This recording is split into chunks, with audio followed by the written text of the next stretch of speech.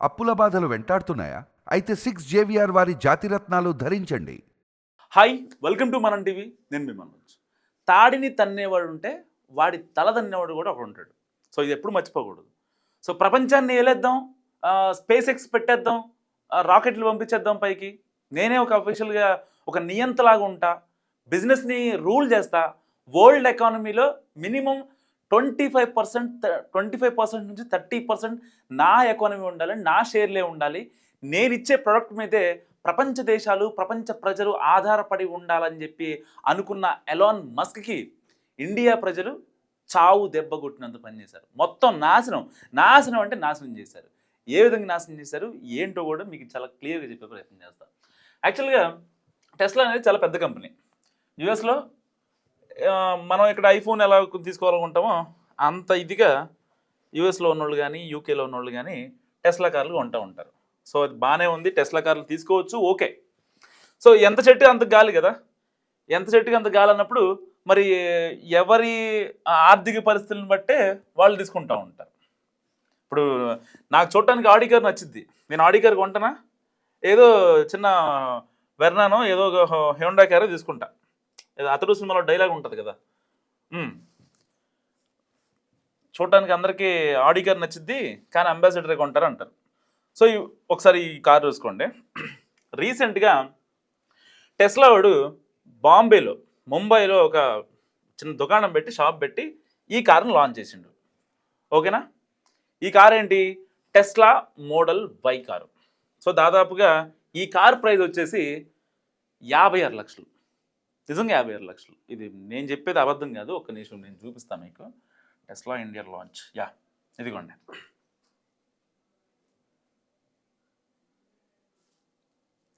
కనిపిస్తుందా? Launched in India on July 15. Price starts at 59.89. 59.89.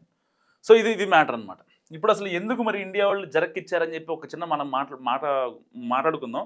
అదేంటంటే దాదాపుగా 30 లక్షల రూపాయల మోడల్ వై కార్ని టెస్లా వాడు మన ఇండియా తెచ్చి షిప్పుల్లో అట్లీట్లో పంపించి, ఇక్కడ యూనిట్ కూడా లేదు, గుర్తుపెట్టుకోండి. యూనిట్ కూడా లేకుండా అక్కడ యుఎస్ నుంచి కార్ ఇక్కడ పంపించి అదే 30 లక్షల కార్ని దాదాపుగా 60 లక్షలు ఆన్ రోడ్ ప్రైస్ వచ్చేసి 60 లక్షల రూపాయలు అమ్ముతున్నాడు. మరి దీన్ని ఎందుకు కొనాలి? నార్మల్గా అంటే కారు 30 లక్షలు, నువ్వు వేసే ట్యాక్స్లు 30 లక్షలు, 30 లక్షలు అదనంగా నీకు వేసి తీసుకోవాలా? 30 లక్షల్లో పెడితే నాకు మంచి కారు వచ్చింది కదా, నా ఫ్యామిలీ మొత్తం వెళ్ళేలోపు కారు వచ్చింది. పోనీ టెస్లా ఏమన్నా హై ఎండా? కాదు, ఒక ఎలక్ట్రిక్ కారు, నార్మల్ కారు.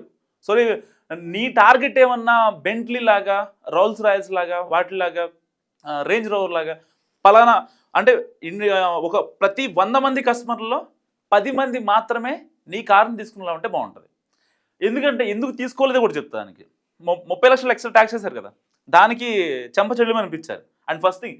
రెండోది ఏంటంటే బాంబేలో ఒక షాప్ పెట్టి, అవుట్లెట్ పెట్టి కార్లు అమ్మడానికి ఎన్ని కార్లు బుక్ అవుతాయి అని చెప్పి ఒక టెస్ట్ చేశాడు ఎలాన్ మస్క్ మా మామూలుడు కాదు కదా బేసిక్గా.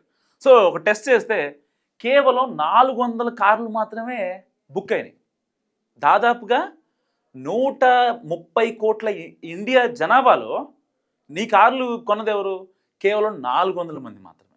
ఎవరైతే వాళ్ళల్లో బ్లూంబర్గ్ నివేదిక ప్రకారం దాదాపుగా ఎవరైతే అంటే ఎన్ఆర్ఐలు ఉంటారు కదా, వాళ్ళు మొత్తం నాన్ రెసిడెంట్ ఇండియన్స్ మాత్రమే సగం మందికి ఉన్నారంటే ఈ టెస్లా కార్లు.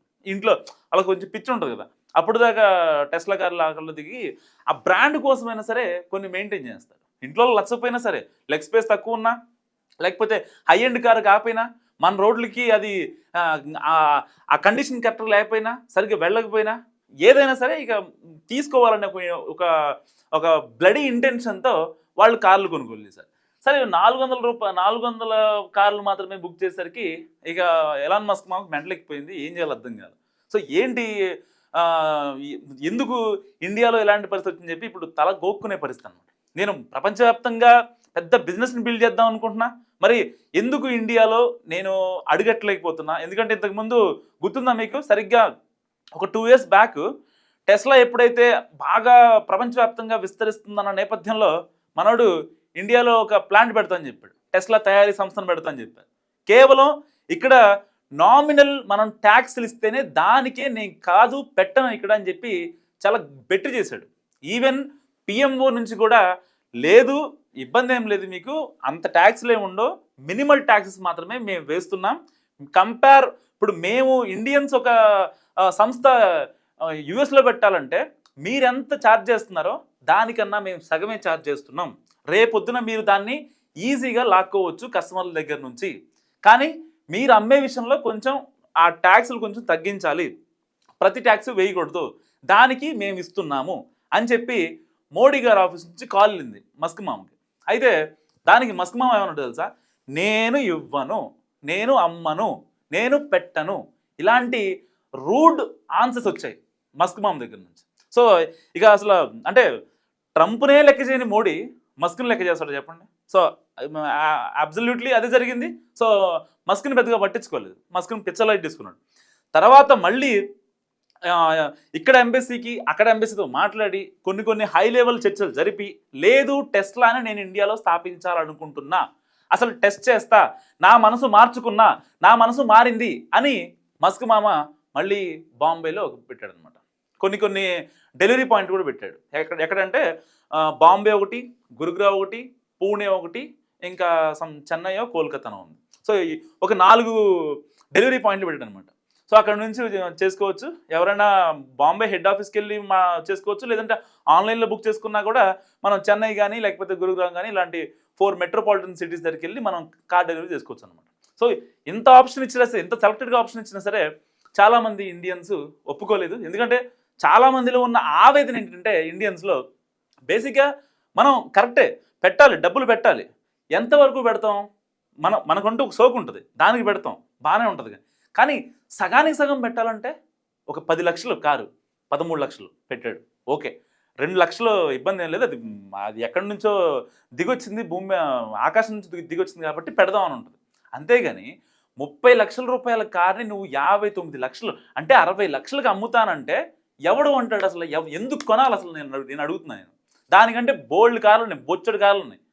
మహీంద్రా లేదా, సుజుకి లేదా, హోండా లేవా, బీవైడి లేవా, ఇంకా ఎన్ని బోల్డ్ కార్లు ఉన్నాయి, నెక్స్ట్ లెవెల్లో కార్స్ ఉన్నాయి. సో టయోటా కార్స్ లేవా, ఎన్ని పిచ్చి పిచ్చి కార్స్ ఉంటే నీ కార్ ఎందుకు కొనాలి? మస్క్ చెప్పు, ఒక్క రీజన్ చెప్పు. నువ్వు పిచ్చి పిచ్చి ఆటికన్నిటికీ రియాక్ట్ అవుతుంటావు కదా. ఎక్కడో లండన్లో ఒక చిన్న ఇష్యూ జరిగితే దానికి ఎవరైతే అక్రమ వలసదారులు ఉంటారో వాళ్ళందరూ బ్రిటన్ వచ్చి బాగుపడిపోతున్నారని చెప్పి నువ్వు ట్వీట్ చేస్తావు. మరి నీ టెస్లా కంపెనీలో ఎంతమంది వేరే దేశం వాళ్ళు ఉన్నారు? వాళ్ళందరూ కనుక వర్క్ చేయను అంటే నీ పరిస్థితి ఏంటి? నీ స్పేస్ ఎక్స్లో ఎంతమంది ఉన్నారు వేరే దేశం వాళ్ళు ఒకవేళ నీ కింద వర్క్ చేయను అంటే నీ పరిస్థితి ఏంటి?